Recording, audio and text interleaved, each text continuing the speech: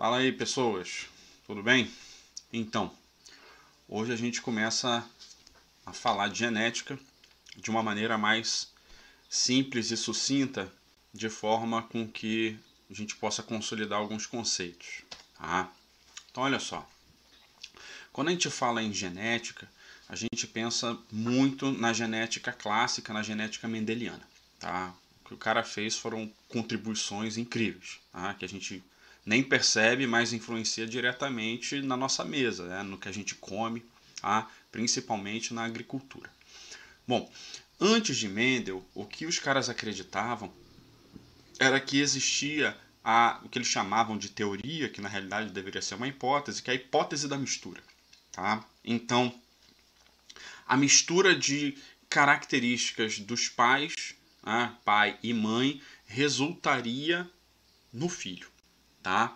Então, por exemplo, se você tivesse um animal branco com um animal preto, você teria sempre animais cinzas. Tá? E que animais cinzas com animais cinzas só gerariam animaizinhos cinzas. Tá? E isso era o que se acreditava.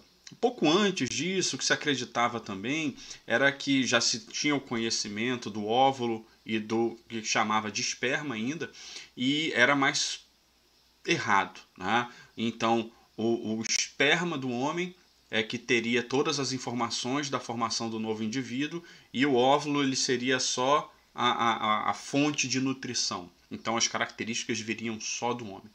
E aí uma série de observações para a época, elas geravam questionamentos.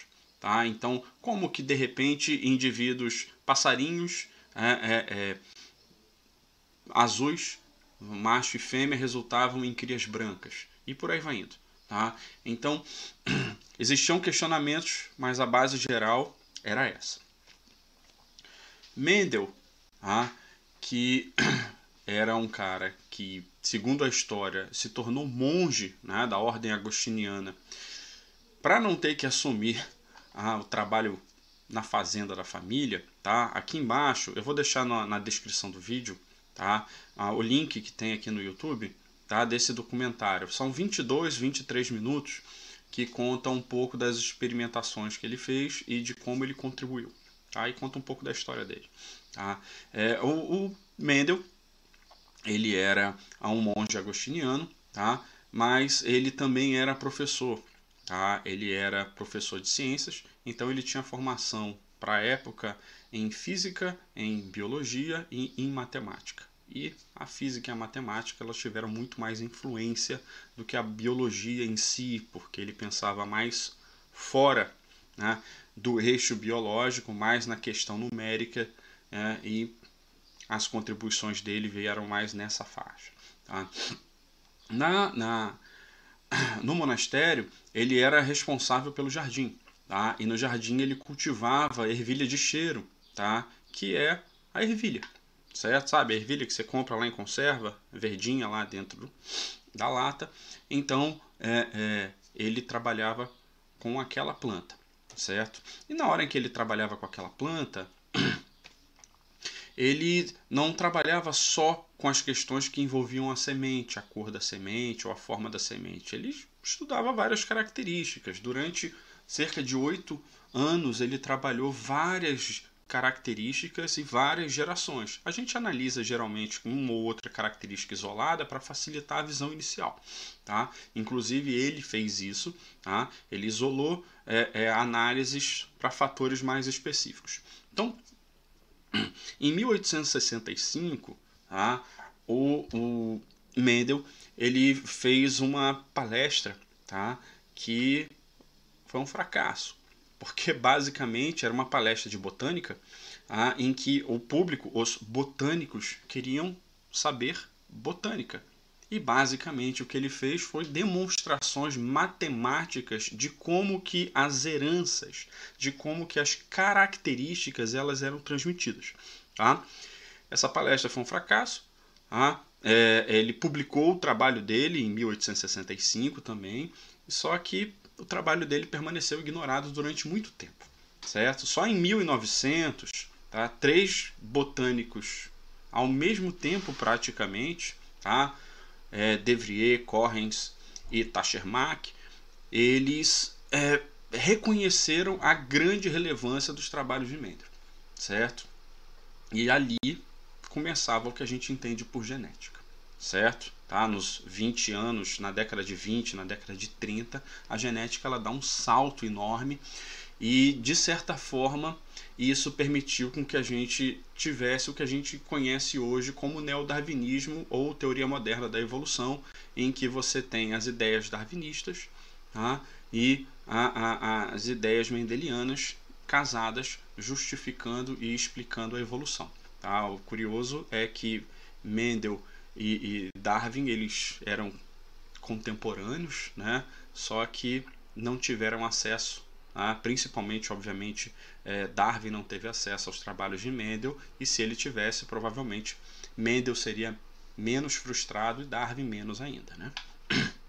Bom, então basicamente o que o Mendel fez aqui é só uma visão simples, que a gente vai discutir isso na próxima aula, tá? Foi demonstrar que a teoria dos fluidos, né, da mistura, ela era incorreta. Como? Tá? Então ele estabeleceu linhagens puras de de ervilhas de cheiro, né, que dá em vargens, em que você tem indivíduos com sementes amarelas e outros indivíduos com sementes verdes. Colocou esses indivíduos para reproduzir. Segundo a hipótese da mistura, né, era para nascer plantas com vagens, né, com ervilhas verde claro, né? Só que isso não aconteceu, certo? Quando ele cruzava linhagens puras, né, amarelas com verdes, resultava em indivíduos amarelos. Aí foi a primeira, opa, tem coisa aí, certo? Depois, quando ele cruzava indivíduos verdes com verdes, sempre em 100% dos casos só gerava indivíduos verdes. E o mais curioso no processo foi que quando ele cruzava indivíduos amarelos com amarelos, ocorria o nascimento de indivíduos verdes em uma proporção menor, né? Em geral, amarelo com amarelo gera 75% de indivíduos amarelos, mas 25% dos indivíduos eram verdes. E na hora que ele demonstrou isso, ele contou. Ele tinha mais de 7.000 sementes para contar e ele contou. E a proporção encontrada foi essa: 25%, dos produtos do cruzamento entre os amarelos eram verdes. Bom, essas contribuições elas permitiram com que a gente estabelecesse algumas características e que, principalmente no início do século passado, resultaram em conceitos que a gente vai discutir agora. Tá? Hoje a gente sabe, tá, que as características, né, da herança, elas estão organizadas em porções específicas do nosso material genético, do nosso DNA, que são os genes, certo? Genes, que eram os fatores de herança, segundo Mendel, representam porções que armazenam o nosso código com informações das características e que resultam na produção das proteínas. E que são essas proteínas que resultam na manifestação das características conforme a interação com o meio ambiente, que a gente vai lembrar já já. Esses genes eles são herdados de maneira proporcional, né, entre o que você herdou do seu pai e da sua mãe. 50% da informação é materna e 50% é informação paterna. Hoje a gente sabe que essa informação ela vem lá nos gametas, né, no espermatozoide, no ovócito secundário, através do material genético que vem herdado na forma de cromossomos. Nós vamos discutir de novo isso um pouco mais para frente nas outras aulas. Então, para cada característica que você possui, em geral, você vai ter uma herança de origem paterna e uma herança de origem materna. Para cada gene, para cada característica, você vai ter duas versões, uma versão paterna e uma versão materna. Essa versão paterna ela fica numa posição no cromossomo que tende a ser a mesma porção no cromossomo materno. Por isso que a gente diz que genes que trabalham as mesmas características, eles são alelos. Genes alelos ocupam o mesmo locus gênico, o mesmo local na posição do cromossomo. Então, olha aqui, ó. Então, aqui eu tenho, tá? Esse cromossomo aqui está duplicado, né? Vê, ó, tá no mesmo centrômero, né? Então, eu tenho um cromossomo, vamos supor, paterno, e aqui eu tenho um cromossomo materno. O gene vermelho, ó, o alelo paterno, o alelo materno. Aqui o gene verde, o alelo paterno, o alelo materno. O que a gente vê aqui nesse nosso exemplo é que para o vermelho é Bzinho, Bzinho. E para o verde é azão, azinho. Sim, é assim que a gente vai fazendo a pronúncia, né? Em vez de você falar A maiúsculo, A minúsculo, você fala que nem um besta. Azão, Bzão, Czão, Dzão e Azinho, Bzinho, Czinho, tá? Para andar as coisas, tá? Bom, então, para cada característica que você vai possuir, você vai ter 2 alelos para cada gene, certo? Isso. Esses alelos, que a gente viu que pode ser maiúsculo ou minúsculo, eles podem ser dominantes ou recessivos, certo? Como que isso funciona, tá? Se você olhar aqui, ó, o que eu estou te dizendo? Eu estou te dizendo que um indivíduo que tem, ó, em um cromossomo azão e no outro cromossomo também azão, ó, vê, no mesmo locus gênico, ele resulta em uma planta de ervilha com pétalas roxas.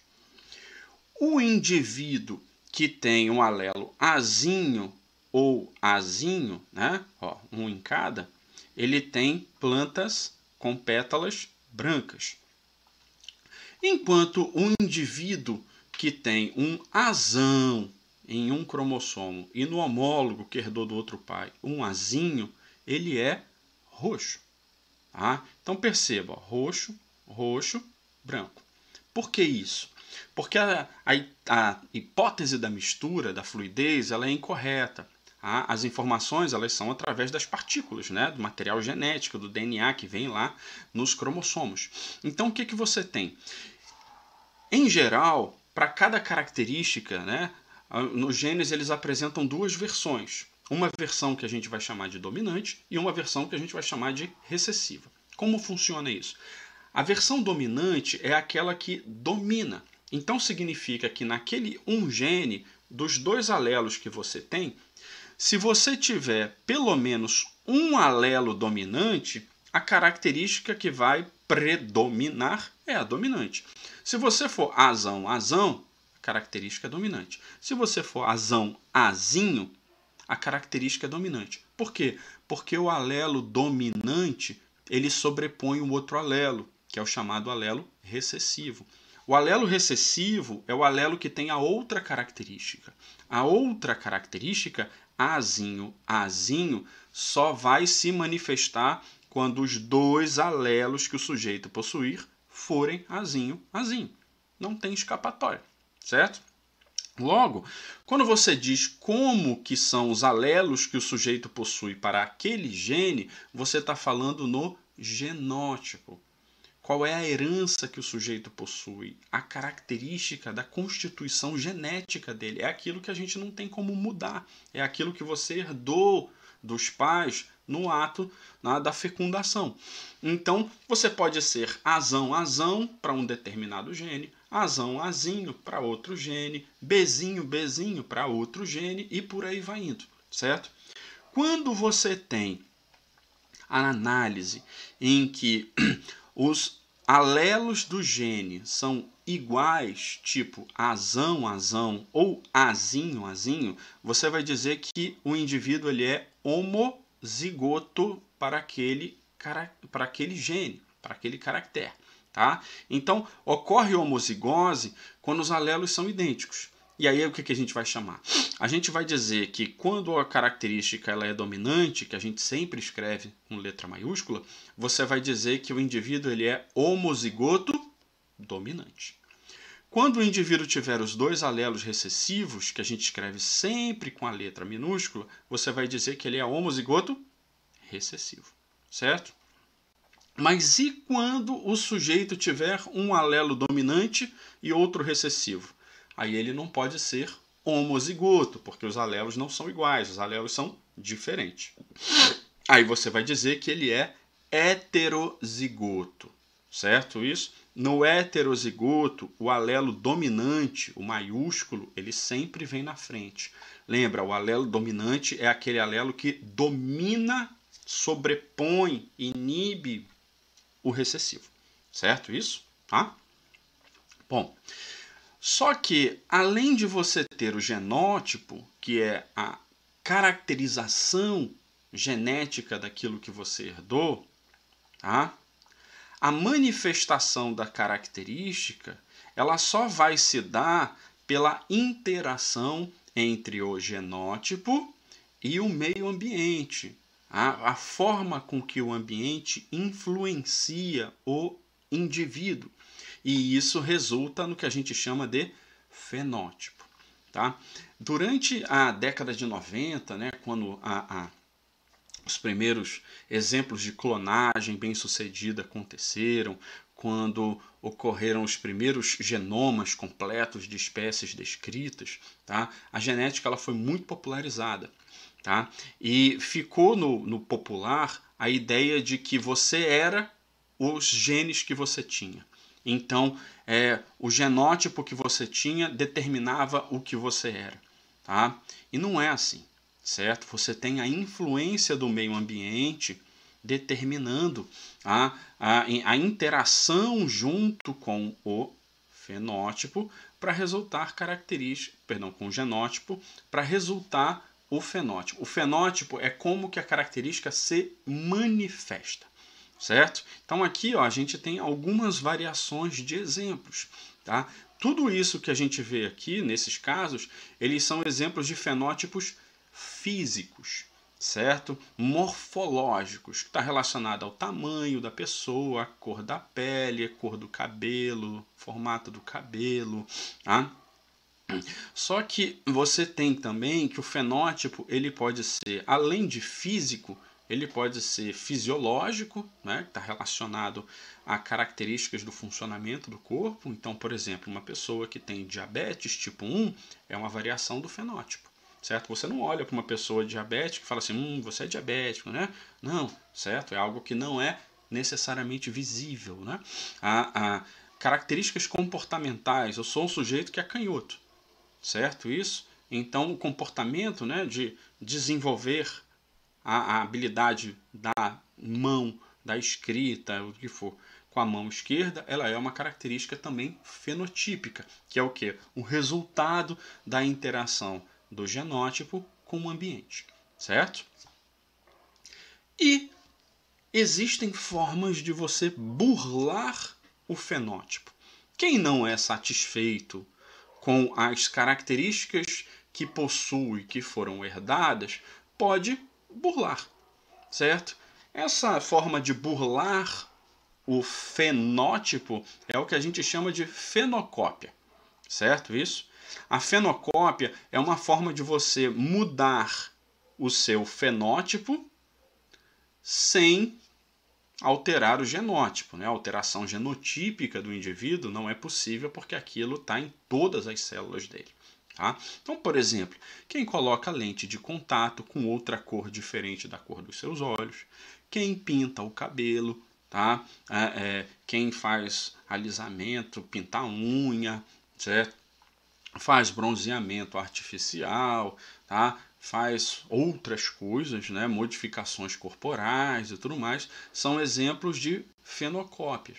São pessoas que estão alterando o seu fenótipo, certo? Isso, tá? O fenótipo original. Um grande exemplo é o Michael Jackson, tá? Então aqui, ó, ele em 1977 e em 2006.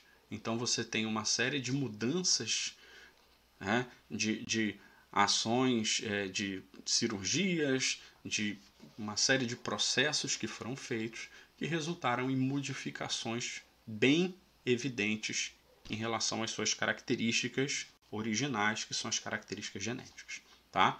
Então, para a gente terminar, o que é importante a gente lembrar? Tá? Os indivíduos, né, eles são gerados a partir de informações herdadas dos pais. Essas informações elas vão ser transmitidas de maneira equivalente, certo? 50% da herança é paterna, 50% da herança é materna.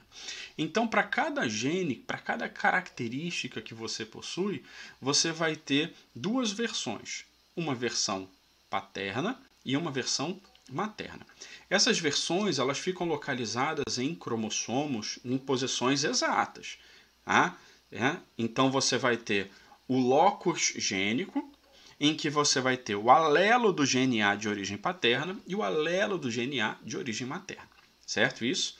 Nos indivíduos, é a interação desses alelos que vai resultar na manifestação da característica, através do genótipo e a influência do meio ambiente que vai determinar o fenótipo do sujeito.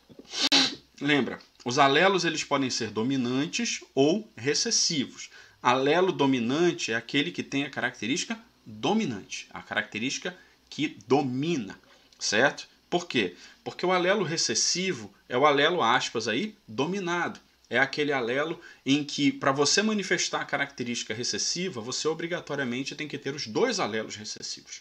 Certo isso? Então, por exemplo, para o gene A aqui, ó, o sujeito é Azinho, Azinho. Então, Azinho, Azinho, característica recessiva. Para o gene B aqui, ó, o indivíduo é Bzão, Bzinho. Então, ó, tem um Bzão, não importa se tem um ou se tem dois, a característica que vai predominar é a dominante e não a recessiva. Certo isso? Ah? Então, o genótipo é o resultado da herança do sujeito. Ó, aqui a gente tem o indivíduo Wzão, Wzão, Wzão, Wzinho, Wzinho, Wzinho. Tem Wzão é dominante. Tem Wzinho, se tiver os dois, é recessivo. Então aqui, ó, homozigoto, dominante, o genótipo.